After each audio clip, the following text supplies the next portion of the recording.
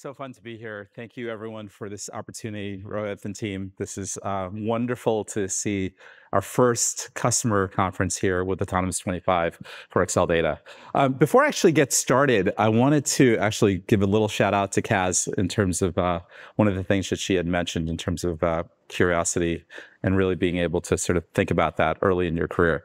So this is actually my 30th year out of college. And when I was graduating from college, or about a year before I was graduating from college, I was studying for my MCATs, and so that's why I was a sort of computational neurobio major. And the summer I was studying for my MCATs, between my junior and senior year, I was actually unemployed, so I had to find a job that summer when I was in Ithaca.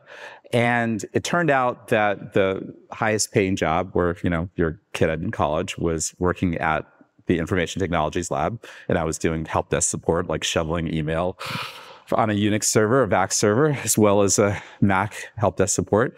And a little project came out that summer from NCSA in Illinois, and a guy named Mark Andreessen had shipped the Mosaic browser.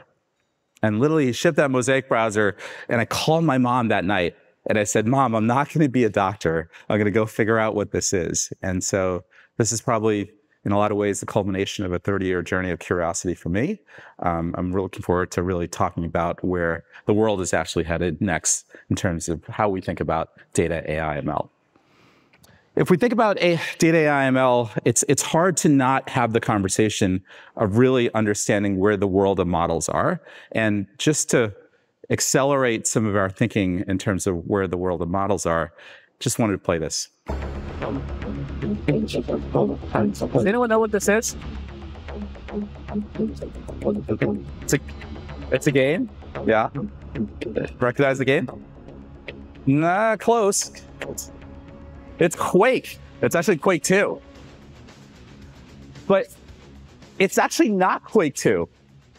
What it is a video series around Quake that was then used by a diffusion model and a series of generative output to be able to effectively play Quake without ever knowing the mechanics of the game, without ever understanding what was the physics model of the game, what was ever involved with understanding the rewards mechanism of the game. And why is that? Because it was literally all trained directly on top of just images and videos of seeing Quake. So this was actually done about a year and a half ago with Doom initially, right, which is one of the precursors. And Microsoft actually just did this about 6 weeks ago, I believe, where they trained an entire generative model based on just video of someone playing Quake 2. And of course, now you have a model that understands everything about the world model, the physics, the connectivity, the game rewards directly of playing, and you can now play the model itself. The reason I just mentioned this is we're seeing a tremendous advancement in how the world of generative AI is just coming together in a way that we just never probably even thought of a few years back. And why is that today? Well, first and foremost, we're seeing this evolution of what started in 2017 with the emergence of the attention is all you need paper. And if anyone knows what the attention is all you need paper is, it was the kind of first definition of what the transformer architecture could be. And really, when you look at the transformer architecture itself, and I'll spend a little bit of time on it, it really starts to define a way that as you bring more data into a model, you can now get two levers of both intelligence and reasoning out of a model, which we hadn't necessarily seen in any other previous machine learning model prior, whether it be a CNN, an RCNN, an LSTM. And so when we look at the models that are available to us today, we're shifting over from these ideas of the AIs that are predictive and statistical in nature into now entering a world where there are generative creative capabilities. And so in the case of what we might see with a use of an analytical AI in Gong to be able to parse data and identify what a pattern might be, you're now seeing Jasper, which for the marketer can now create output and content. something that's actually quite unique and something that certainly we haven't seen in the world of enterprise software up to this point. Well, let's look at that a little bit more. If we see what's happening today, what's really impressive with the models is that as we start to increase the amount of data that's being brought into a model, and if you look at the GPT-3 style of model, it was perhaps 200 billion parameters going into the model itself. The GPT-4 style of model introduced about 1 trillion parameters. 1 trillion parameters took about 6 to 7 trillion tokens to be able to build a model. 6 to 7 trillion tokens is approximately 20% of all of human knowledge, at least in text-based form. So that was what went into building a model of that scale. Now, when we think about what we're headed towards, and I'll spend a little bit of time in terms of where we're headed, this is actually further exponentializing. One of the biggest challenges of that exponentialization is how much more data do we have available? Because if we want to 10x this model, well, it turns out that we don't actually have 10x more human-generated data to be able to build a next GPT-5 model. So we have to turn to other sources. We have to turn to images. We have to turn to video. We have to turn to internal representations, whether it be like an enterprise source of content that you might not publicly have made available on the public web. But there's a lot more advancements coming to us because, again, the data is what's driving the AI future. And so when we look at these possibilities that are emerging because the data itself is driving the AI future, we've gone from search, content marketing, sales, productivity, support. We can talk about the ROI of support if that's helpful later. Image generation, text to SQL, code development, which is actually a big area that's kind of accelerated more recently, into more sophisticated, almost think about it as compound AI systems that are now reimagining supply chain optimization, whether it be thinking about what an FP&A person would be able to do on an iterative basis that we can now do with an AI agentic system. And certainly that advancement of the sophistication of what's capable today is more than what we've ever seen, particularly in the last several years. And that acceleration is something that's tremendously exciting for us to see, particularly at an investment firm like Insight. So we've been busy at Insight. We're probably the largest venture capital firm in the world right now with about 95 billion of assets under management. It's also been a busy moment, not only from an investment standpoint, but particularly in the world of AI, ML, just a series of exits that have happened. So we exited Featurespace to Visa for about 2 billion. We exited Recorded Future to MasterCard for about 2.5 billion. Deci, Run AI, and Shoreline were all exited this time last year. That was to NVIDIA at the same time. Those 2 out of 3 was companies that I worked on. And then more recently, it's not even on the slide, but Weights of Biases just made a tremendous exit to CoreWeave, which has been complete now. And we'll see what the sort of focus and the integration of the 2 entities together is going to be in the not too distant future. So it is an absolutely thrilling moment to be an investor, a builder, wherever you want to be in the spectrum, building AI systems today or thinking about AI systems. It is a great moment. The stack is something that has been evolving quite dramatically lately. And it's something that my partner and I worked on a few years back in terms of really thinking about what the layers of the stack look like. First and foremost, the foundation models are getting to a tremendous amount of scale. And certainly we see that with OpenAI, Anthropic, Meta, NVIDIA, and quite a few other foundation models that have emerged. The tooling layer, which is where I spent a lot of my time from an investment standpoint, has certainly been busy, particularly from a platforms and tools standpoint in terms of what it takes to build this next generation of systems. And certainly the applications themselves are now starting to come to fruition as we speak. Now, when you think about that sandwich in between the tools and the foundation models themselves, there was a hypothesis that I always had that there was going to be these domain-specific models that are emerging. And now we're starting to see the first incarnation of domain-specific models that are very much tied to both the horizontal and vertical capabilities that are in every enterprise. So we're really excited by the opportunity of really coupling both vertical applications as well as horizontal systems directly with the domain-specific models. And I'll spend a little bit of time talking through where that sort of plays out today. everything that we look at today, particularly from a horizontal basis, has really gone towards an AI-first future. And certainly we're seeing that with developer productivity. We're certainly seeing that with cyber, the emergence of content creation at scale, the workflow automation, of course, customer success and support. These are areas that are really taking upon itself to be reimagined using AI systems. But if we're kind of setting ourselves up for an enterprise future, a lot of my time is now spent on really thinking about, well, what does it take to build enterprise systems today? And how do we think about the evolution of enterprise systems, particularly when it comes to AI? And so the areas that I spend a lot of my time on right now is model evolution, what the new infra looks like, what the design patterns that are related to kind of building these systems are. And well, I was thinking a lot about responsible AI, but I think at least for the next 42 months, we probably don't have to worry too much about responsible AI systems or regulations, but we'll come back to that in a little bit. Okay, model architectures themselves.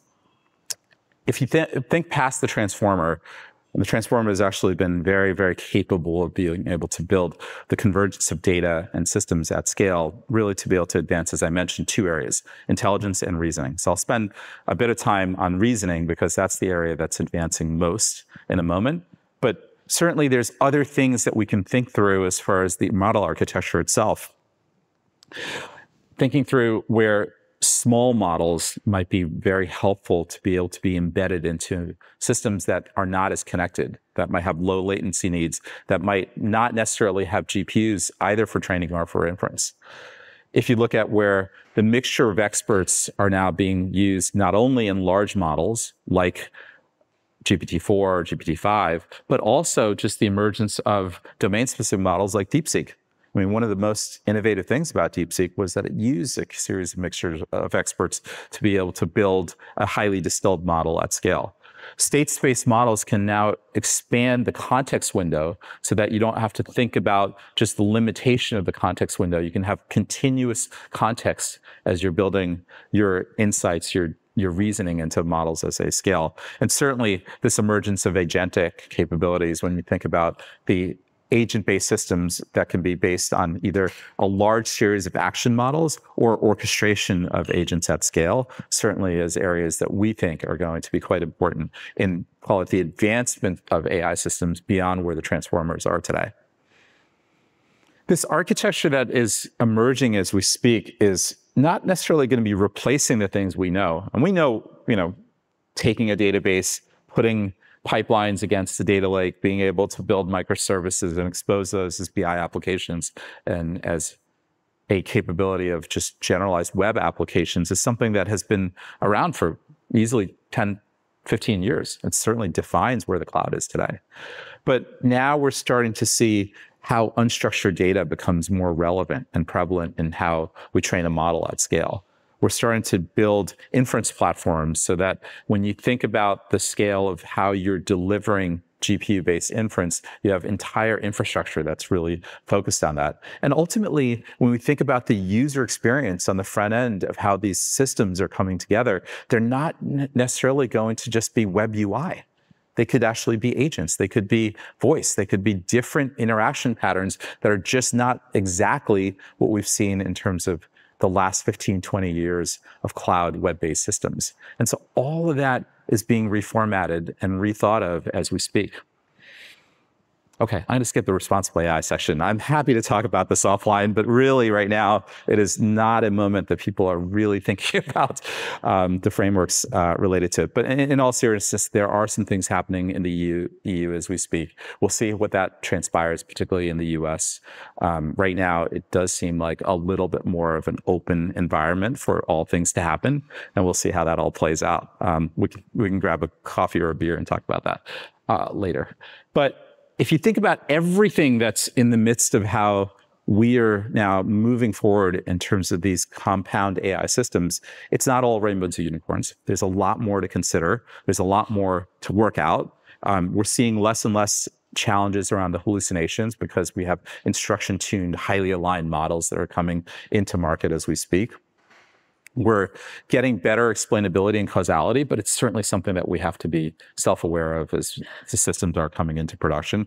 Privacy concerns in terms of how we treat data and manage data is still a very big open topic, and there's better systems that are emerged, certainly, in terms of how we can work with data privacy at scale. And now we're starting to think through just how highly aligned models can come to market. And I'll show you some examples of where we've seen good model building occurring. There's still a lot of open regulatory and legal questions. And certainly the way we think about the transition from building and training systems into inference and deploying systems is something that's certainly top of mind for anyone that's been working on AI systems, particularly in the last several years.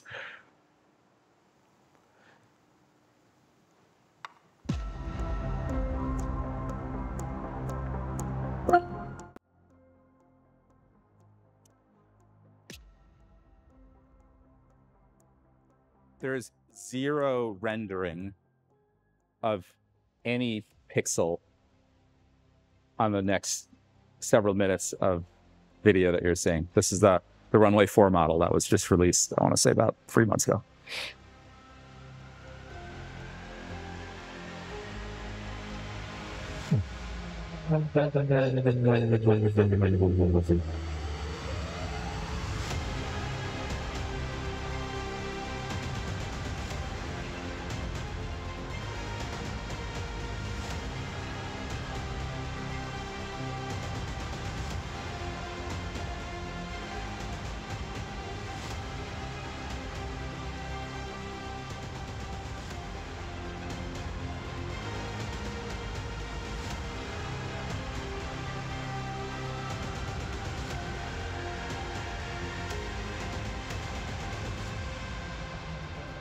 Who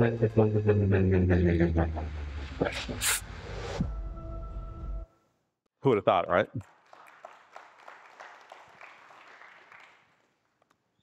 I want to just highlight how this can all come together. I mean, there's some compelling, clever things that you're seeing in terms of where generative AI is today.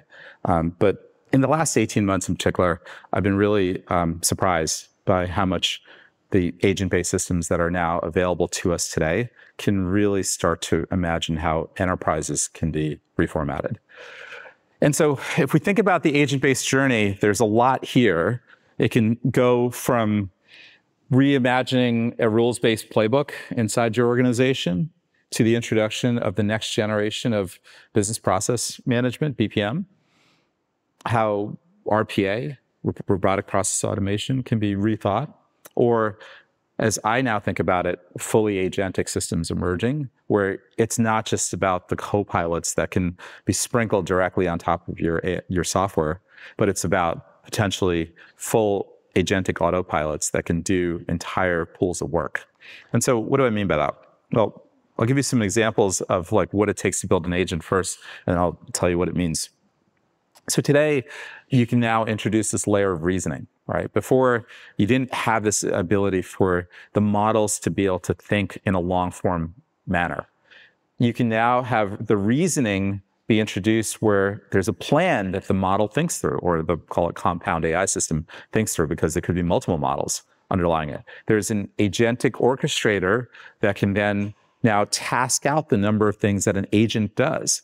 Now the agents come back and do a series of subtasks work, and then come back and say, well, look, I've reflected on the things that I've pulled together, and I'll evaluate the quality of my work and then bring it back to get feedback from, say, for instance, a human or perhaps even another machine to give a response on how high quality that agentic process was. Well, that can be very useful.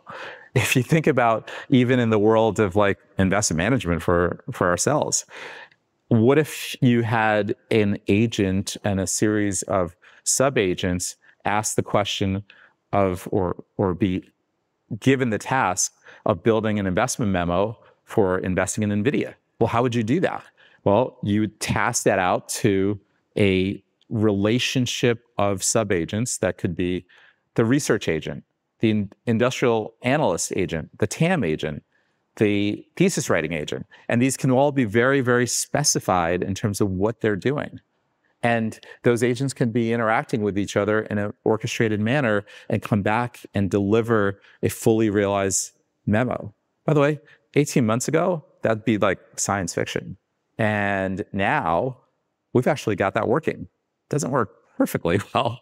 There's still more iteration to do in terms of how some of the sub-agents work today, but this is something that's very functional today. And the reason that this is really exciting is that we've now introduced this level of not only human-like intelligence, but we've now introduced human-like reasoning. And both of these vectors matter at the same time. And what's incredible to see is how much in the last 18 months we've seen human-like reasoning evolve more than ever before. All the way to the point that now we're starting to see the first iteration of digital workers, things that are capable of doing work for a business development rep, a content marketer, potentially a data engineer. That one hasn't occurred yet, but certainly an opportunity for us here within this room to be able to think about. But I think that's where the push that I'm really kind of seeing in the market today is that we can now build these really compelling scaled out systems. And what I think of as an architecture for building this next generation or this first generation of really truly intelligent applications. And what that will entail likely is less of these copilots, a lot more of these autopilots, a lot more representations of knowledge and semantics that are embedded into the models or above the models themselves, the orchestration that I gave examples of how systems are being built today, and being able to do that in a way where you're taking advantage of everything that came before it. And that's not just about the data itself or the models themselves, which we talk quite a bit about, but it's also about how you take the things that have been previously built, the predictive systems, the algorithmic models that have been in place, the deterministic systems that have been used up to this moment in the enterprise. All those things will be layered naturally into what a compound AI system looks like. It's not just going to be about a chatbot and an LLM doing things. All right. This is going to be how the future of all embedded AI applications and frankly, all of software is really going to play out. Part of this future that is really coming together, in my view, in the enterprise cannot be done without data. And one of the reasons why we're all here today. I don't have to tell you the tenets of data observability. I think everyone knows this. But ultimately, if we think about where data observability plays into the overall future of our AI systems, we have to have high quality data. We have to be able to trace it. We have to understand lineage. We have to be able to pull the pieces together in a highly coordinated way to be able to build these agentic systems. We certainly need good catalogs. We certainly have the scale of where the data lakes are. And certainly that's where our colleagues at Databricks are doing incredibly well in the market. But my view today is that if every other generation of systems up to this point required orchestration at scale, observability, integration, and identity, well, so does this generation. And my only commentary is that there might be a new set of providers, capabilities, and thought leaders that are kind of building for this generation than the generation prior to it. And again, that's an opportunity for everyone in this room to be able to build for where this current generation of agentic systems are headed. So I think a lot about this. Like, why are we even doing this? Like, why does this all matter? And I always kind of think through this from where like authors have thought about the future, and some of the best authors who have actually thought about our future turns out are in science fiction. So the comment around the future being unevenly distributed is something that Gibson came up with a while back in his cyberpunk series. And so we are in a moment where the future is here, but it is somewhat unevenly distributed. And why is that? Well, first and foremost, this is not just about software any longer. What I'm now noticing is that this is moving beyond the realm of what we understand as software into the services that surround the software, and potentially the entirety of the entire labor pool.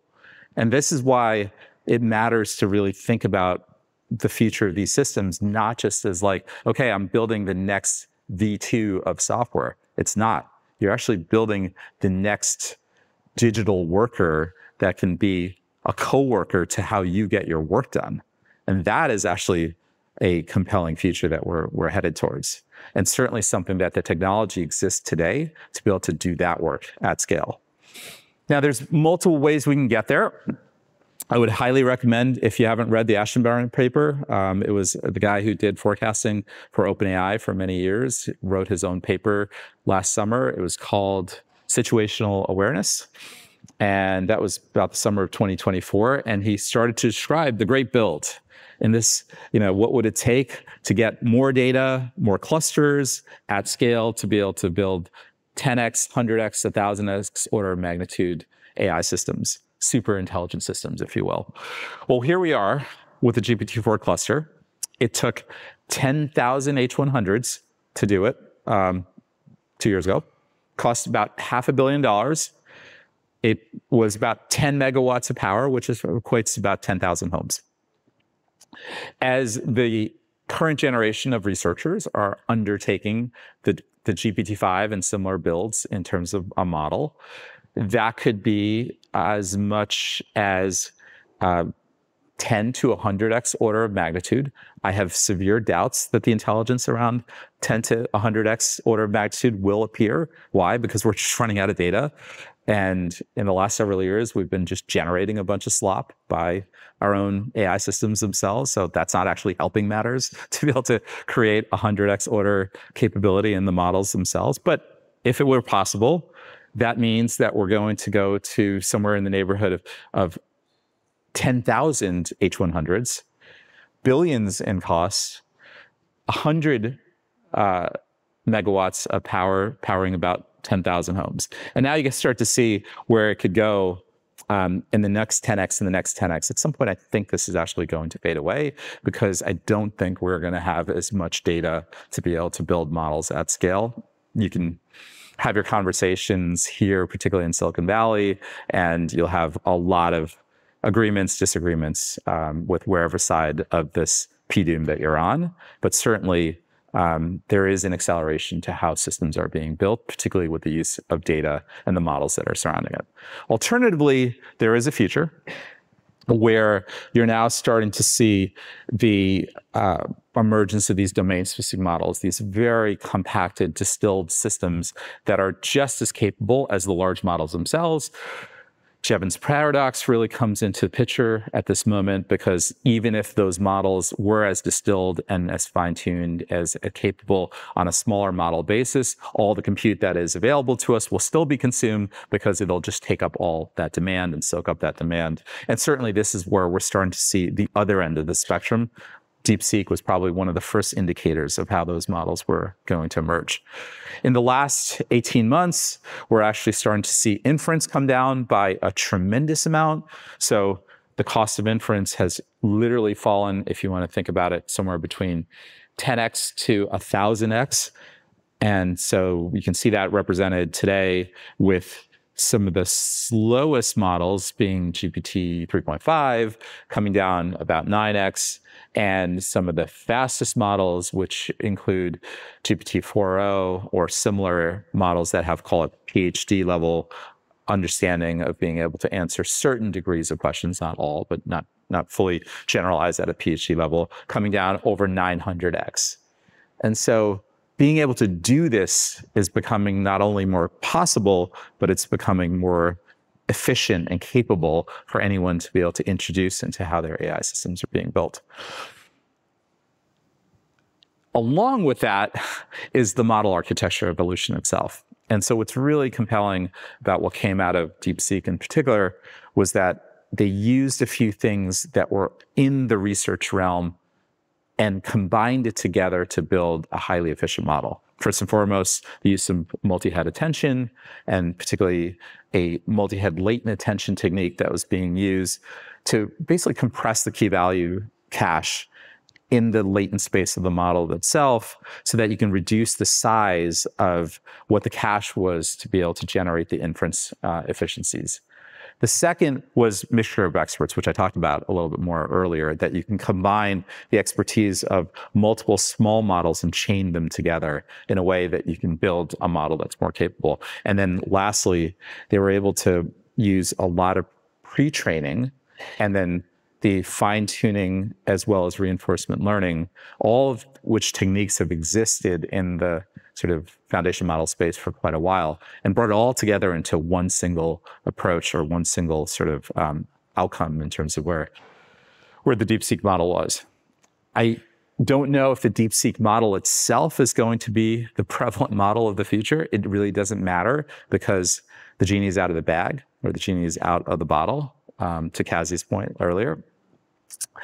And we're starting to now see that these cousins of DeepSeek are going to emerge, that more and more of these domain-specific models are going to be highly aligned to how a specific task might be done, a specific type of work might be done, a specific type of digital worker might emerge. So you can almost see a domain-specific model, to be relevant in this room, that is very tightly tied to data engineering. And that's very much possible today than ever before. Something Ashwin's probably thinking about a lot right now, or one would hope he is. Okay, so why does this all matter at the end of the day? Well, what happens when we can take all of this work and scale it, and really scale it? And this is like something that I've been thinking about. This is actually a really good paper that was written called AI 27, just came out about a month ago or 2 months ago, where if you can increase the parallelization of your digital workers, your agents, and at the same time, the speed at which you're accomplishing those things for each agent could be, going from humans thinking at 10 words per second to 10x human speed and potentially 100x human speed.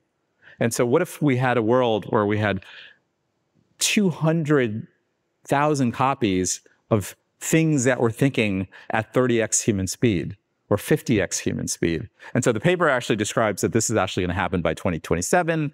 I don't believe that might be true, but it's something that we can even talk about out loud and say that it will happen in our lifetimes. It might even happen in the next 5 to 6 years, if not 10 years. And if that were to be the case, then how would that play out?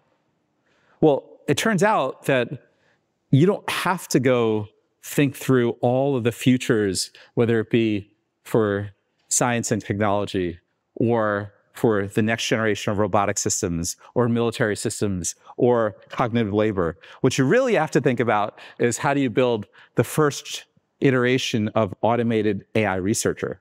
And if we could build an automated AI researcher that, I don't know if I can go back, I can go back, that has 50 to 100x of human speed and thousands, 10,000s, hundreds of thousands of copies of it, that would actually change everything. It would actually change how we live, how we work, how we think about our own humanity. And so this is the thing that actually is most exciting. Now, whether we ever reach AGI, I don't know if it even matters anymore. That even if we don't get to a single intelligent system, the fact that we will have so many copies of near human intelligence or potentially slightly better than human intelligence systems that are doing things on our behalf. And that future is something that going back to my 30-year younger self, leaving college and entering the work world and saying I wasn't going to be a doctor to go do this is immensely gratifying. J.C.R. Licklider in 1960 said in The Human Machine Symbiosis, it's a great little paper. It's like only like 5 pages or 6 pages. He was way ahead of his time. He thought about like human machine interfaces. I think he was like the first person that thought about a UI and a mouse, by the way, and put it on a paper. And he wrote in 1960 that the future work is not about, call it machines replacing us, but it's about machines augmenting our potential, our human potential. And so as we think about this great future that we're fast sort of rushing into, accelerating into, I'm really excited because I can think about this and see a future where machines are assisting humans, that we're really supported by artificial intelligence and the machine learning that's surrounding it, that we can find kind of a more just, a more capable, better world that we're living in because business outcomes are better, because communities are better, because society is better. And that is actually what's exciting for me and anyone else who's been thinking about this future. So appreciate the time. Always happy to have a conversation about this topic. Thanks again.